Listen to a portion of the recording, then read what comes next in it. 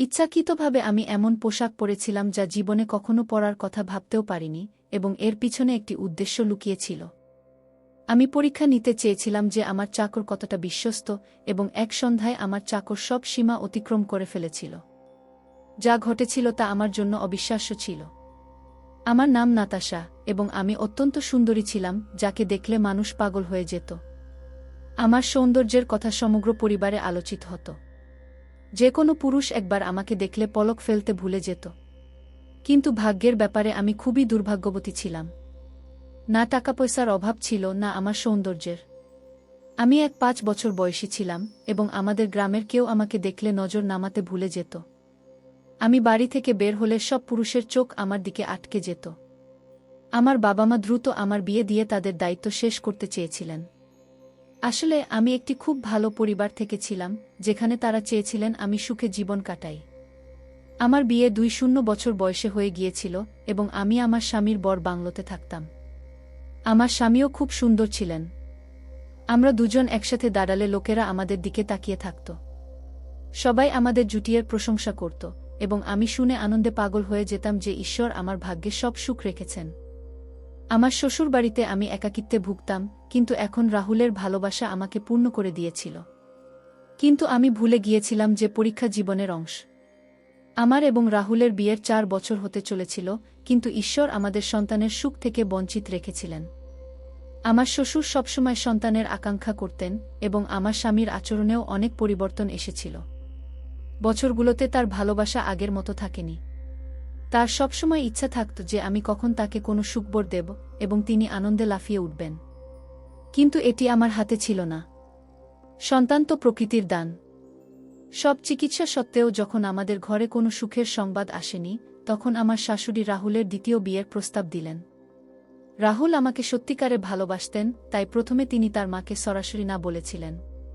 কিন্তু দিনের পর দিনের তাগিদে তিনি হয়তো ভেবেছিলেন যে এখন জীবনে কিছু শান্তি আসবে। কিন্তু আমার এই ভাবনা কিছুদিনের মধ্যেই মিথ্যা প্রমাণিত হল।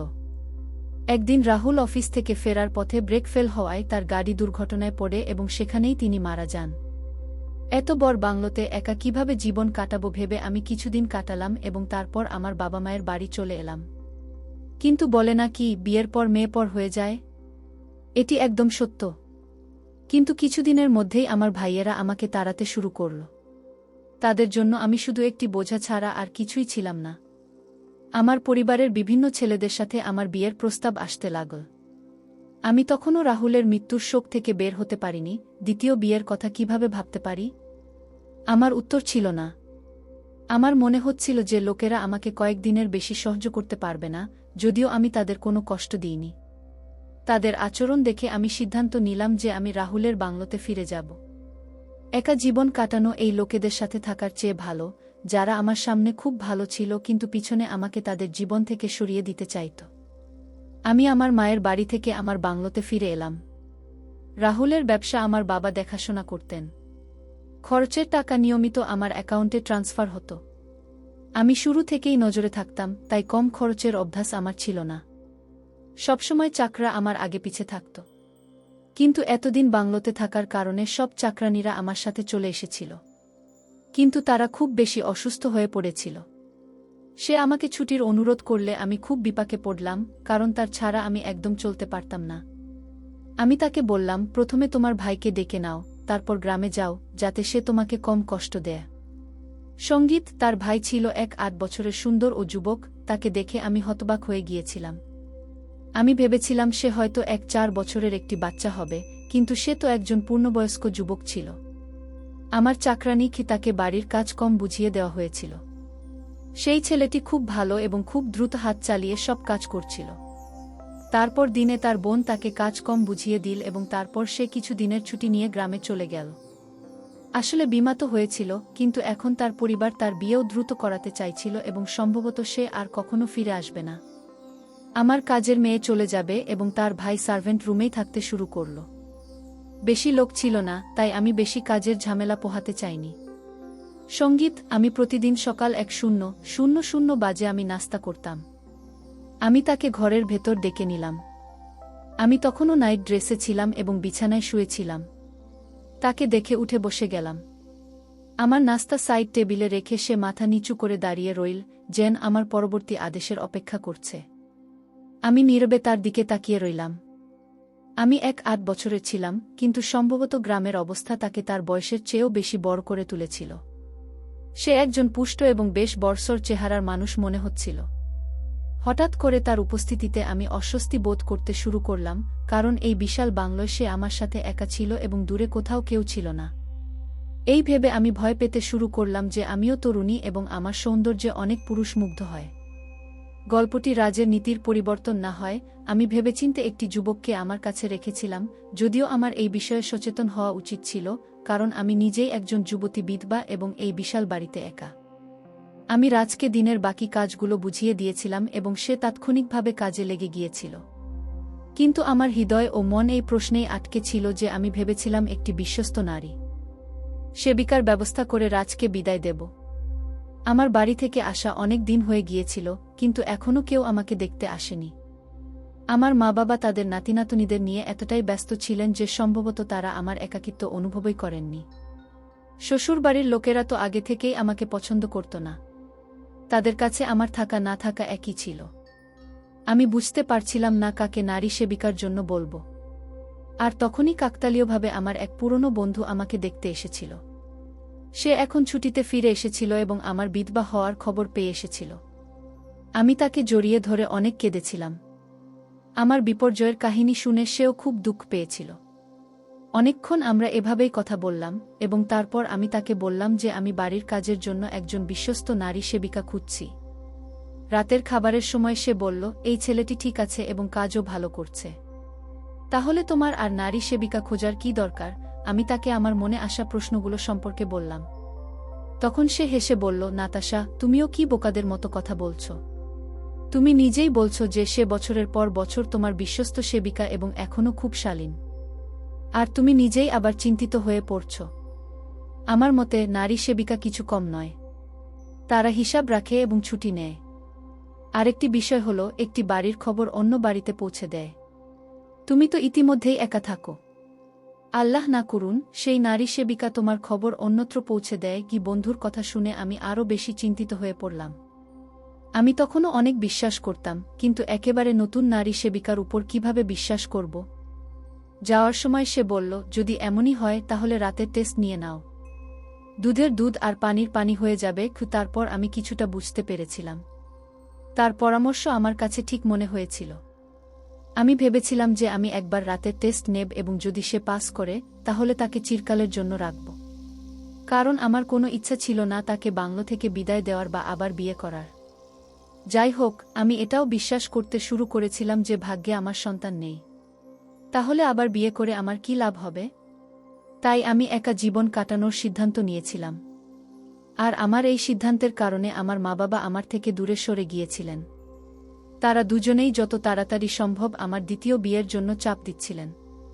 আমি স্পষ্টভাবে বলে দিয়েছিলাম যে আমার জীবনে অন্য কোনো পুরুষের জন্য জায়গা নেই।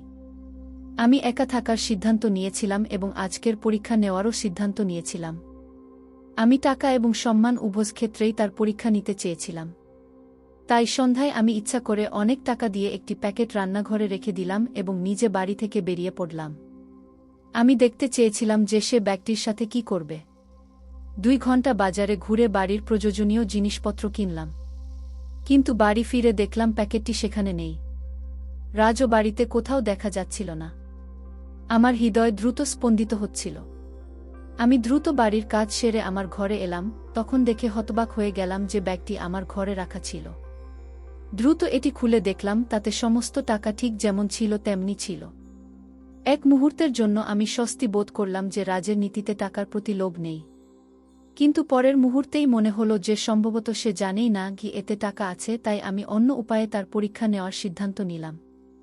রাত হওয়ার আগে আমি ঘরের সব জায়গায় $1,000 রেখে আমার রুমে সোনির জন্য যেতাম। আমি ইচ্ছাকৃতভাবে কিছু টাকা তার রুমের দিকে যাওয়ার পথে ফেলে দিলাম। আমি নিশ্চিত ছিলাম যে এই টাকা রাজের চোখে পড়বেই। আমি আমার রুমে এসে আরাম করে শুয়ে পড়লাম এবং সকালের অপেক্ষায় রইলাম। আমি দেখতে চাইলাম যে এই পরীক্ষায় সে কিভাবে উত্তীর্ণ হবে। তারপর আমি ভাবতে লাগলাম এবং সম্ভবত সারা রাত আমার ঘুম আসেনি অপেক্ষার কারণে। কিন্তু এটি আমার ভুল ধারণা প্রমাণিত হল। আমি রুমে এসে বেশি সময় কাটাইনি যে রুমের দরজা খুলে গেল। প্রথমে আমি অবাক হলাম, কিন্তু রাজের কণ্ঠ শুনে তাকে ভিতরে আসার অনুমতি দিলাম। সে নিচু মাথায় রুমে এল এবং আমার সামনে টাকা রেখে বলল যে এগুলো আমার রুমের পথে পড়েছিল এবং এটি তার নয়। এটি আমাকে হতবাক করে দিল। সেই টাকা প্রায় 2 লাখের সমান ছিল। আমি রাজকে বললাম যে এই টাকা আমারও নয়, সে চাইলে রাখতে পারে। আমি তাকে তার বাবার পুরস্কার দিতে চাইলাম। রাজ হাত জোর করে বলল, ম্যাডাম, আমি হালাল উপার্জন খাই। আমি জানি না, তাই কোনোভাবেই এগুলো রাখতে পারব না। সে খালি হাতে ফিরে গেল এবং টাকা সেখানে পড়ে রইল। আমার হৃদয় এই বিষয়ে গলে গেল যে রাজের চরিত্র একদম পরিষ্কার এবং সে কখনোই আমার কোনো মূল্যবান জিনিস স্পর্শ করবে না। এখন শুধু একটি জিনিস বাকি ছিল, তা হলো আমাদের মধ্যে সম্মান এখনও তাজা ছিল এবং সে যৌবনের দোরগোড়ায় পৌঁছে গিয়েছিল। এমন অবস্থায় আমাদের একসাথে বাংলায় থাকা ঠিক ছিল না। আমি এটা জানতাম, কিন্তু আমি কোনো অপরিচিত ব্যক্তিকে আমার সাথে রাখতে চাইনি এবং রাজ এই বিষয়টি পূরণ করতে পারত। তাই চিরতরে ভেবে আমি লাল রঙের শাড়ি পরলাম এবং মেকআপ করলাম, যদিও বিধবা হওয়ার পর থেকে আমি কখনো এত মেকআপ করিনি। আমি আয়নায় এক নজর দেখলাম, আমি কি হয়ে গিয়েছিলাম। আমার চোখ নিজের উপরই সহ্য করতে পারছিল না। আমি পুরোপুরি প্রস্তুত হয়ে টাইম টেবিলে গিয়ে বসলাম এবং রাজকে বললাম যে বিশ্রামের চা নিয়ে আমার সাথে বসে। রাজ সন্ধ্যায় চা নিয়ে এল, তখন আমি তাকে জোর করে আমার সামনে বসালাম এবং তার বড়দের বিষয়ে প্রশ্ন করতে লাগলাম। সে মাঝে মাঝে আমাকে তাকিয়ে দেখল এবং সঙ্গে সঙ্গে চোখ নামিয়ে নিল। তার এই আচরণ আমার খুব ভালো লাগছিল। সে একবারও পূর্ণ দৃষ্টিতে আমাকে দেখেনি। রাজ আমার প্রতিটি প্রশ্নের উত্তর খুব সুন্দরভাবে দিচ্ছিল, মনে হচ্ছিল যেন সে সম্মানিত এবং লজ্জাশীল। সত্যি বলতে, আমি রাজের চরিত্রে নিশ্চিন্ত হয়ে গিয়েছিলাম। সে সত্যিই খুব ভালো মানুষ ছিল। কিন্তু আমি আরও কয়েকদিন তার পরীক্ষা নিতে চাইলাম। তাই প্রতিদিন নতুন পোশাক পরতাম এবং কখনো তাকে দিনে রুমে আমার পাশে বসাতাম, কখনো বাগানে। একদিন রাতে আমি তার রুমের কাছে গেলাম এবং তাকে ডেকে বাইরে আনলাম। সে সঙ্গে সঙ্গে চলে এল। আমি গোলাপি রঙের নাইটি পরেছিলাম। আমি নিশ্চিত ছিলাম যে আজ সে আমাকে এক নজর দেখবে। কিন্তু সে আজও মাথা নিচু করে দাঁড়িয়ে রইল। আমি রাজকে বললাম যে আমার ঘুম আসছে না, আমাকে কফি বানিয়ে দাও। সে আমার পিছে পিছে চলে এল। আমি তার আগে কিচেনের দরজায় দাঁড়িয়ে গেলাম। আমার চুল পুরোপুরি ছড়ানো ছিল। এখন আমার চোখ নাচের উপর আটকে ছিল, কিন্তু আমি পুরোপুরি কফি বানানোতে মগ্ন ছিলাম। সে কফি বানিয়ে আমার সামনে রাখল এবং যেভাবে এসেছিল সেইভাবেই চলে গেল। তার এই আচরণে আমি পুরোপুরি হতবাক হয়ে গেলাম যে সে কোনোভাবেই আমার সৌন্দর্যের দিকে তাকায়নি। এটি আমার জন্য একদম নতুন ছিল, কারণ আজ পর্যন্ত আমার জীবনে যত পুরুষ এসেছে তারা যখনই আমাকে দেখেছে চোখ নামাতে ভুলে গেছে। এক সন্ধ্যায় আমি কালো রঙের সুন্দর গাউন পরলাম এবং চুল খুলে পুরোপুরি প্রস্তুত হলাম। আমি এতটাই নিশ্চিত হয়ে গিয়েছিলাম যে রাজ আমার দিকে তাকাবে না। আমার সাদা রঙের পোশাকে আমি পুরোপুরি উন্মুক্ত ছিলাম। আমি বিছানায় শুয়ে পড়লাম। সে রুমে এল। আমি তাকে বললাম যে আমার মাথায় খুব ব্যথা, আমার মাথা টিপে দাও। সে আমার কাছে এসে বসল এবং তার হাত দিয়ে আমার মাথা টিপতে লাগল। আমি মনে মনে ভাবছিলাম যে আজকের পরীক্ষা শেষ হয়েছে। আমি দূরে সরে দাঁড়ালাম এবং সে বলল, ম্যাডাম, আমি এখন আর আপনার কাছে কাজ করতে পারব না। আমি একজন শালীন এবং সম্মানিত ছেলে এবং নিজেকে নিয়ন্ত্রণে রাখতে হবে। কিন্তু আপনার এই আচরণ এবং এই পোশাক আমাকে আমার নিয়ন্ত্রণ থেকে বিচ্যুত করছে। আমি একজন পুরুষ এবং প্রকৃতিগতভাবে বিপরীত লিঙ্গের প্রতি আকৃষ্ট হই। কিন্তু আজ পর্যন্ত আমি আমার চরিত্রকে পুরোপুরি বজায় রেখেছি।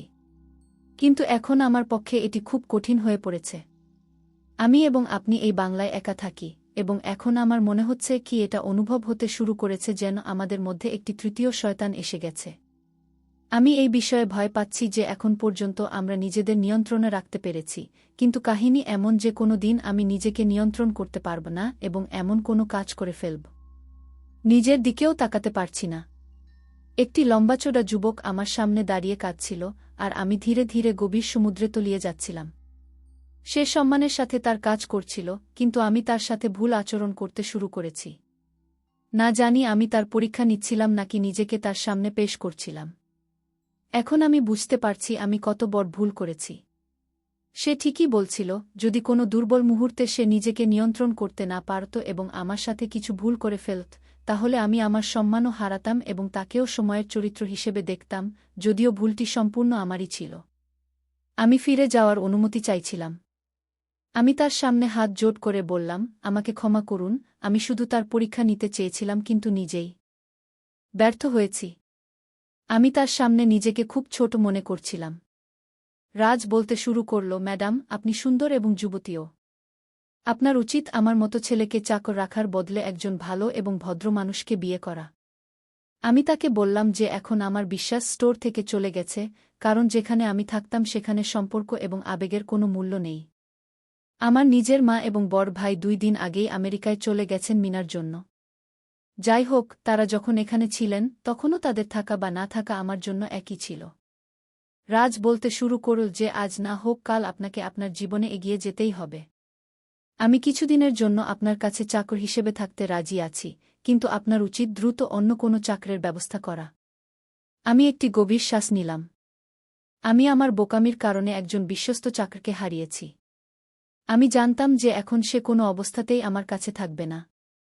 কিছুদিন পর রাজ গ্রামের একটি মেয়েকে আমার কাছে চাকরানী হিসেবে রেখে গেল এবং নিজে আমাকে বিদায় জানিয়ে চিরতরে চলে গেল। আজও যখনই আমি রাজকে মনে করি আমার চোখ ভিজে যায়। সে ছিল একটি দূরের প্রেমিক, যে অনেক সুযোগ পেয়েও কখনো আমার দিকে খারাপ দৃষ্টিতে তাকায়নি। আমি ভালোভাবে বুঝে নিয়েছিলাম যে প্রতিটি সম্পর্ক আকাশের জন্য নয়। কখনো কখনো আমাদের পরীক্ষার পদ্ধতি অন্য মানুষকে আমাদের থেকে দূরে সরিয়ে দেয়া। কিছু সম্পর্কে পরীক্ষা না করেই বিশ্বাস করা উচিত। আমি প্রথম দিন থেকেই জানতাম যে সে একজন ভালো মানুষ, কিন্তু তাকে পরীক্ষা করার চক্রান্তে আমি তাকে হারিয়েছি। আমার আপনাদের কাছে এই অনুরোধ যে আপনার মূল্যবান সম্পর্কগুলোকে কখনো ইচ্ছাকৃতভাবে এমন পরীক্ষায় ফেলবেন না, যার কারণে আপনাকে তাদের হারাতে হয়। বন্ধুরা, এটা ছিল প্রেমের গল্প। যদি গল্পটি ভালো লেগে থাকে, দয়া করে ভিডিওটি লাইক করুন, শেয়ার করুন এবং কমেন্টও করুন। আমার চ্যানেল সাবস্ক্রাইব করতে ভুলবেন না।